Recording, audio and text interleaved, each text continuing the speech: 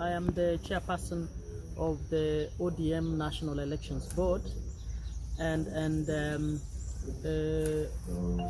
we have called you basically to help us send out the message that we are calling to participate in the ODM grassroots elections as an aspirant or as a voter, that you must ensure that you are on the ODM register, because we will not allow anybody to vote merely because you are a supporter.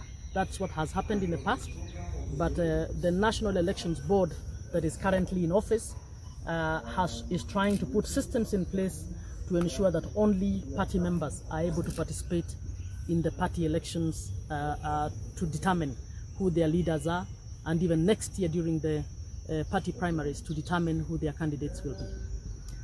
So we are calling out on everybody to take this exercise seriously and not to blame us if you come to the venue and you find that you are not being allowed to vote. You will blame yourself if you have not registered yourself. Thank you very much. What we have done, once we were appointed 6 months ago as the National Elections Board. As soon as we were appointed, we reviewed the ODM elections rules. And what we have done is that last week, the National Executive Committee cleared the revised rules that we have for ODM. Those rules are making putting all methods of nomination clear in black and white. They are also making it clear who can participate, what criteria will be used in terms of participation. And as a NEC, we have started early. You notice we are in February 2021. The elections will be in 2022. What we have done is we want to put all our structures in order early enough so that when 2022 comes and IEBC gives us the date for nominating our candidates, we will have already started our processes so that they are not chaotic.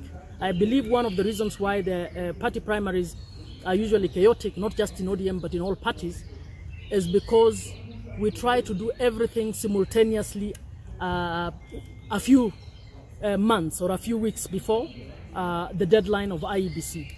For us, we have begun. You may have noticed that we have already advertised for our presidential candidates to bring to indicate their interest.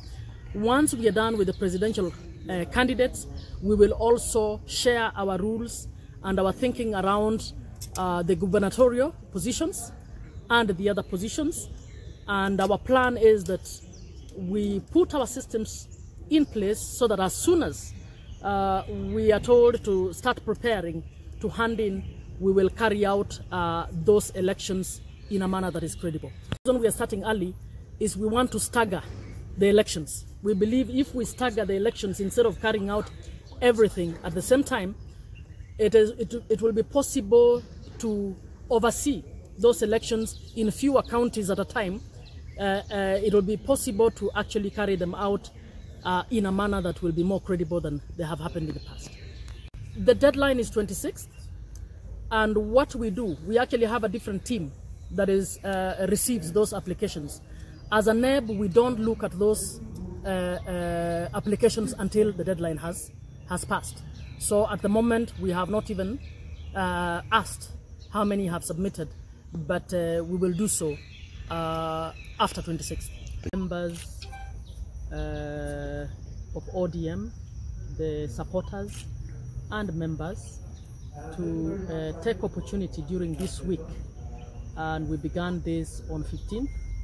Up to the end of the week, we are calling on members to verify their membership with the ODM party, and for supporters who are not registered as members to also register as members of ODM.